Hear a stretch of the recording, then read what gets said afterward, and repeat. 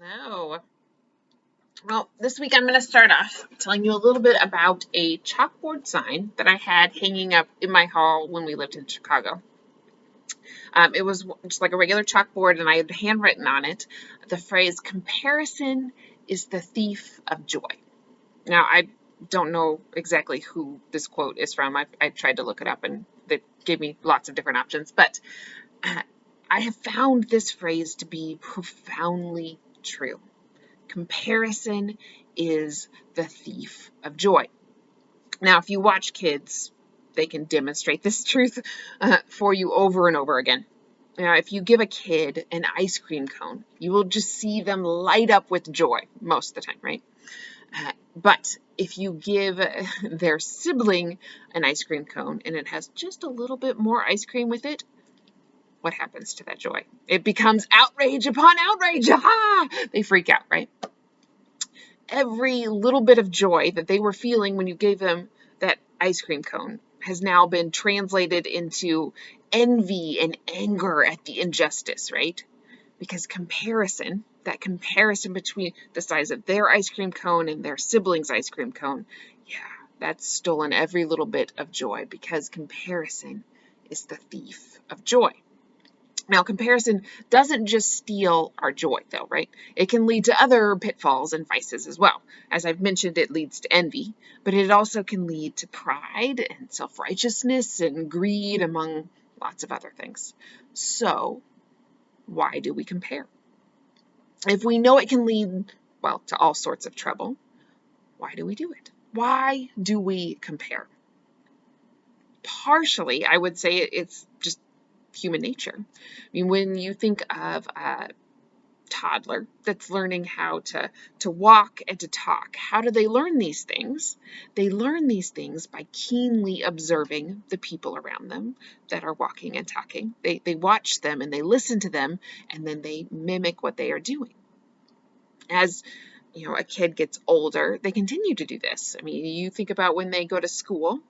I mean, how do we learn new things? We compare our answers to the people around us to make sure that we're on the right track.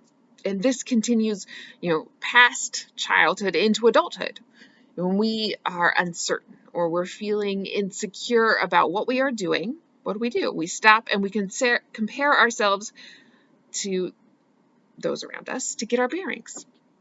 Now, as an adult, when I am feeling insecure, that's when I find the temptation to compare the most difficult to resist.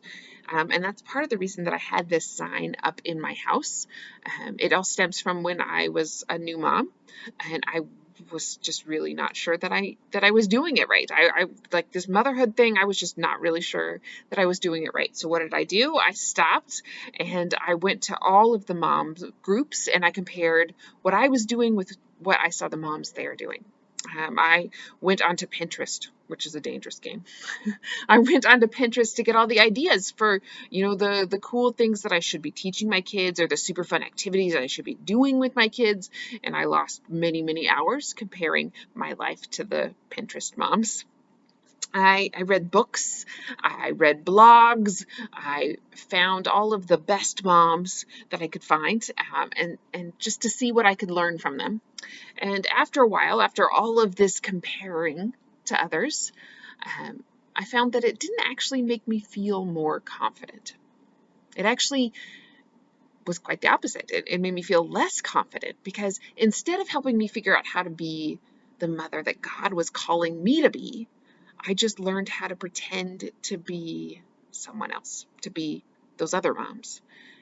And I slowly became more and more dissatisfied with my own gifts, with my own family, with my own life. And I remember the day that I finally had enough of this, and I vowed to hop off of the comparison train.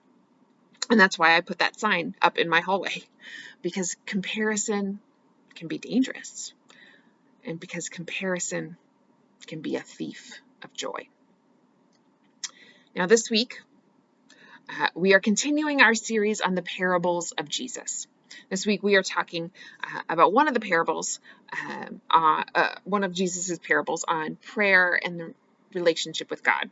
Now, this particular parable, the parable of the Pharisee and the tax collector, this one isn't so much about the mechanics of prayer, like exactly what we should say, but is instead more about the heart stance of prayer. In this parable, Jesus demonstrates in his kind of trademark, really simple but dramatic fashion. He demonstrates the fallacy of comparison and the dangers of allowing comparison to guide our faith. Since it is a short parable, I'm just going to go ahead and read it with you right now. It's found in Luke chapter 18, and I'm going to start reading at verse 9. The parable of the Pharisee and the tax collector. To some who were confident of their own righteousness and looked down on everyone else, Jesus told this parable. 2 men went up from the temple to pray, one a Pharisee and the other a tax collector. The Pharisee stood by himself and prayed, God, I thank you that I am not like other people, robbers, evildoers, adulterers, or even like this tax collector. I fast twice a week and give 1/10 of all I get. But the tax collector stood at a distance. He would not even look up to heaven, but beat his breast and said, God, have mercy on me, a sinner. I tell you that this man, the tax collector, rather than the other, the Pharisee, went home justified before God. For all those who exalt themselves will be humbled, and those who humble themselves will be exalted.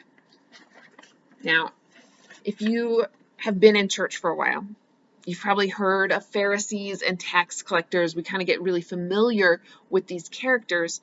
And over time, it's really hard to appreciate the reversal in which the Pharisee is rejected and the tax collector is justified. It's hard to appreciate just how shocking this reversal would have been to Jesus's audience.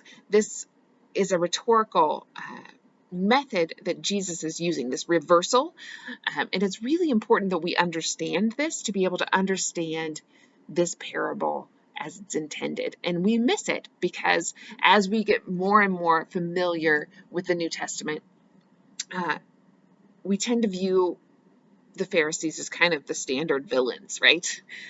They become the New Testament villains, but that's not true. They are legalistic, yes. In some ways, they're definitely very legalistic, but they're also very devoted to their faith. And some of them demonstrate an openness to Jesus. They invite him into their home for meals. They even warn Jesus about, this plot to kill him. They're not always the villain, even though in our heads they kind of tend to become so. Likewise, the tax collectors, the more that we read about them, we kind of view them as, okay, yes, sure, they're a little shady, right? But they're ripe for the gospel. They even become something of an underdog in our minds, and everybody loves an underdog. But to Jesus's original audience, they had a different connotation. They were truly despised by the people of Jesus's day. They were considered corrupt opportunists. They were traitors to their people. They sided with the oppressors and even made the oppression worse. They were just pretty much the lowest of the low in their society. So I was trying to figure out what would be a modern day analogy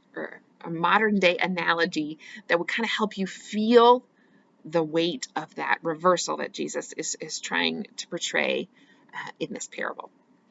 So the Pharisees were generally viewed as universally positive in their day, and the tax collectors then would have been universally negative, like lowest of the low in their day. So I think a modern day analogy would put the Pharisees along the same as just kind of a regular churchgoer, or maybe even just because they are so zealous and really like trying very hard in their faith, they might be like a ministry leader. They're like really into it. Not just like a showing up every Sunday, but they're like really into it. So we're going to say that they're like a ministry leader. And the tax collectors would be probably like a drug dealer or like a human trafficker. And seriously, I'm not overselling it. That's kind of their realm and their rung in their society. So this reversal in which this Pharisee is rejected and this tax collector is justified would have been just as shocking as the ministry leader and the drug dealer being in those realms. I mean, it's truly shocking. Okay, so I wanted to get you guys to kind of feel a little bit of what this story that Jesus was telling before we dug in. But now let's dig in. So, what did the Pharisee do wrong? What did he do wrong? To the original hearers, it would have been hard for them to pick out. We kind of think, okay, obviously this guy is really self-involved and it sounds really suspect, but actually it would have been a little bit harder for the people of Jesus's day to pick this out. And that's simply because of what you find in Deuteronomy 26. There is this command and this outline of how you should pray when you bring in your tithes and offerings. And I'm going to just go ahead and read that to you because it sounds just enough like what the Pharisee is saying that the audience wouldn't have picked up necessarily that this is obviously wrong when they first heard it. So starting in verse 12 of chapter 26, it says this: "When you have finished setting aside a tenth of all your produce in the third year, the year of the tithe, you shall give it to the Levite, the foreigner, the fatherless, and the widow, so that they may eat in your towns and be satisfied." So basically, when you have finished giving your tithe, then you are to say this to your God: "I have removed from my house the sacred portion and have given it to the Levite, the foreigner, the fatherless, and the widow, according to all you commanded. I have not turned aside from your commands, nor have I forgotten any of them. I have not eaten any of the sacred portion while I was in mourning, nor have I removed any of it while I was unclean, nor have I offered any of it to the dead. I have obeyed the Lord my God. I have done everything you commanded me. Look down from heaven, your holy dwelling place, and bless your people Israel in the land you have given us as you promised on your oath to our ancestors, a land flowing with milk and honey." So that's what they were supposed to be saying. And what the Pharisee says, where he's talking about how he, fasted twice a week and has given a tenth of all of it he's given, it's kind of laying out how he's lived into what God has commanded. And it sounds enough like Deuteronomy 26 that people may not have really caught it. So what really is the issue? What was wrong with what the Pharisee said? Well, first is that issue of comparison that I kind of started off talking about, right? The issue that he compares himself to other people. He lists off robbers and evildoers, adulterers, and even this tax collector, this guy that's right there. That issue of comparison demonstrates that this Pharisee views faith a bit like a competition, and faith is not a competition. Now, as Americans, this concept is particularly difficult for us to wrap our minds around because we love to make competitions out of just about everything, right? I mean, we kind of come up with some weird things to try to compete over. I mean, there's like baking. How do we compete over baking? But we've made it work. Singing, there's like $1 million programs all about singing competitions, which seems strange. Exercise. If you have a Fitbit, you can compete with your friends over how many steps you take or how many active minutes you have. Like exercise, not even like racing, just literally exercising can be a competition. Lawn care can be a competition. I mean, there's just really interesting things that we come up with to compete over. But faith is not a competition, and this Pharisee has kind of made it out to be one.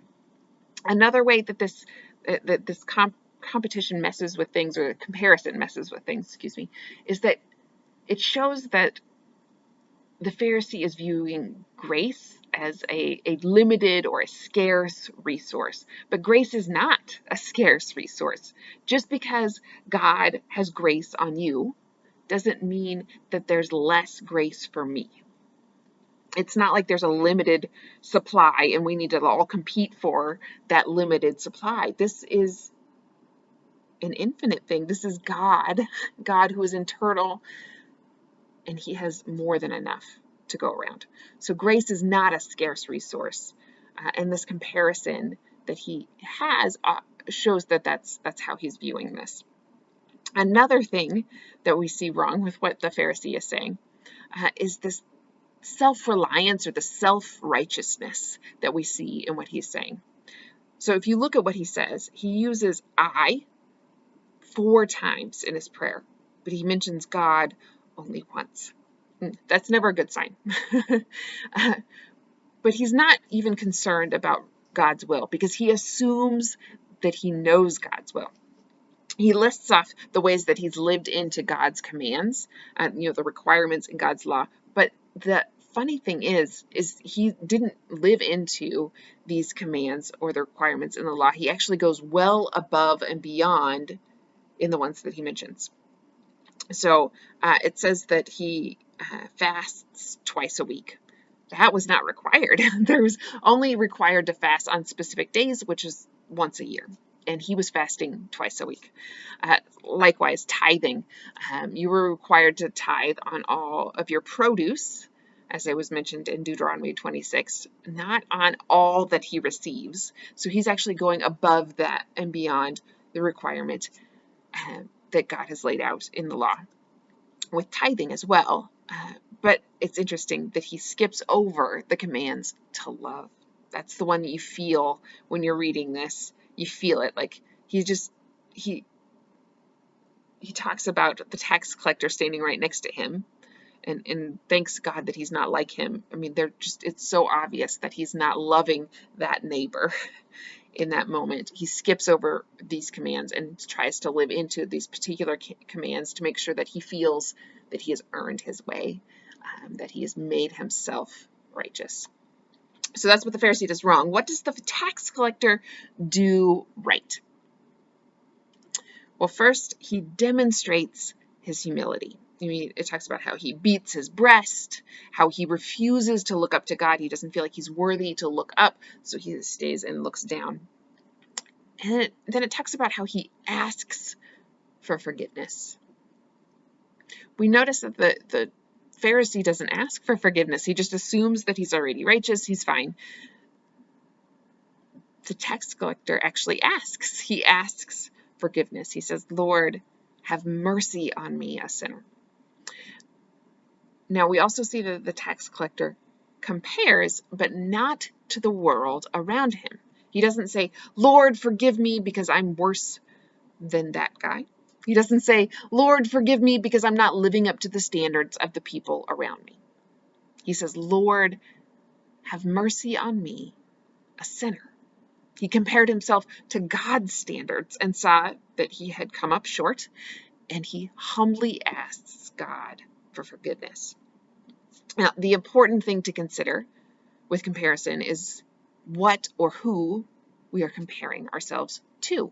When we compare ourselves to the broken world around us, we always are going to end up with a skewed view. I mean, the standard that we are seeking to live up to will be constantly changing, depending on the company that we keep. Yes, I might be, better than this person right next to me, but that value changes as soon as I stand next to somebody else. I mean, it's just kind of a constantly moving target. When we compare ourselves to God's standards, to God's will for us, that's how we end up with an accurate view of who we are and where we stand. So that comparison to God's standards and to God's design for us as his creations, that's where true humility stems from. So that final statement of the parable, where it's talking about how everyone who exalts himself will be humbled, and all who humble themselves will be exalted. Let's dig into that a little bit. What does it look like to humble yourself? And for that, I'm going to talk a little bit about true humility and false humility. Now, this is a distinction that, so easily trips us up. I mean, it's a super simple thing that we often fall into. Because when we we learn that we're supposed to humble ourselves, we sometimes assume that this means that we've got to do things like refuse leadership positions. We've got to refuse recognition or accolades. We assume that humbling ourselves means that we've got to say things like, I am the worst of all sinners. We assume it means we need to downplay our strengths or our gifts or our resources. We just have to talk it all down. Sometimes we assume that means that we even have to try to highlight our weaknesses and talk about how bad we are, just to show how humble we are. And I remember that there was a church that we were a part of, and one leader in particular at that church that really lived into this kind of false humility. That's what I think of when I think of false humility, because that was kind of how he functioned. He would talk, you could tell that he had been taught he needed to humble himself, and that it just sometimes felt like that meant that he needed to go down a checklist of to-dos on being humble. So he would regularly talk about how he was the worst of all sinners. That's that phrase I heard so many times when I was around him.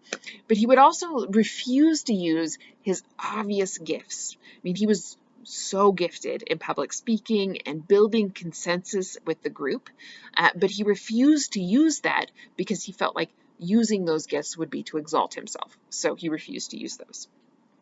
He would talk negatively about himself all of the time. And what was really uncomfortable about that was that you never really felt like he truly meant the things that he was saying. He didn't really think he was the worst of all sinners or that he was ill-equipped to lead or speak in front of a group. He just thought that that's what you needed to do to be able to humble yourself. And so that's what he did.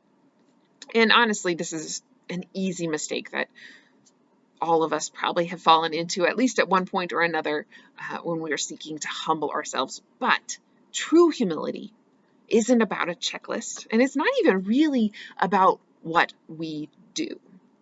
True humility is about a heart stance, which stems from making sure that we are not comparing ourselves to the world around us, but instead are comparing ourselves to the standards that God sets out for us and the desires that God has for each of us as his specific creations.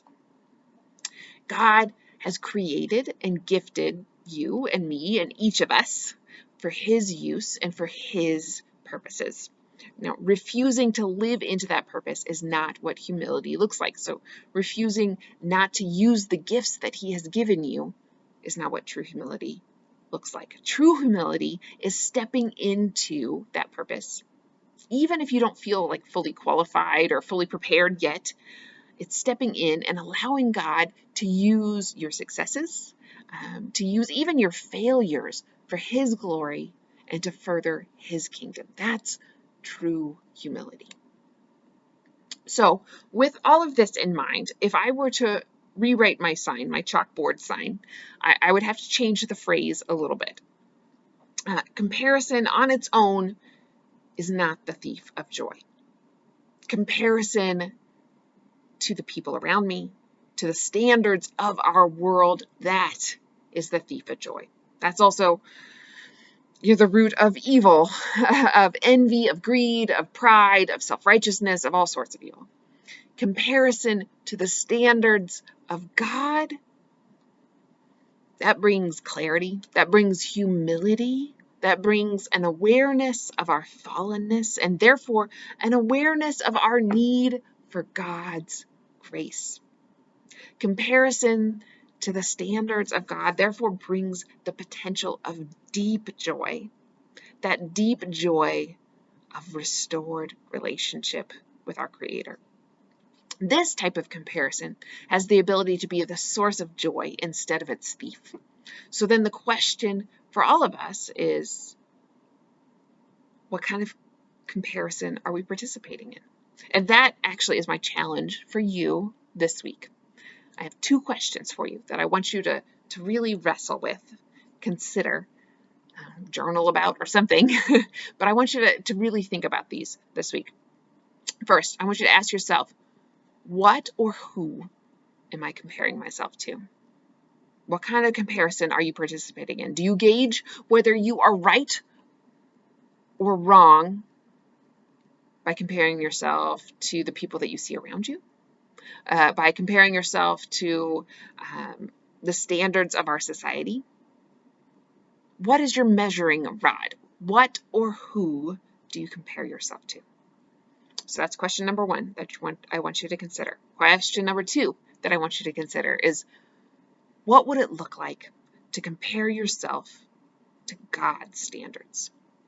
What would it look like to compare yourself to God's purpose for you? I mean, God has created you with a specific purpose in mind. He has given you a specific set of gifts and of talents and of resources that He plans for you to use to accomplish His purposes, to share His love, to bless the world around you. How do you know if you are living into this purpose? How do you know that you are measuring up to His standards and to His purpose for you? What does that look like? What does it look like to compare yourself to God's standards? So, just to review, what or who am I comparing myself to? I want you to think about that question.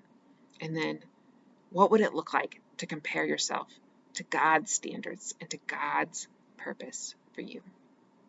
Think about those questions, and I look forward to having conversations to see what God brings out. Blessings.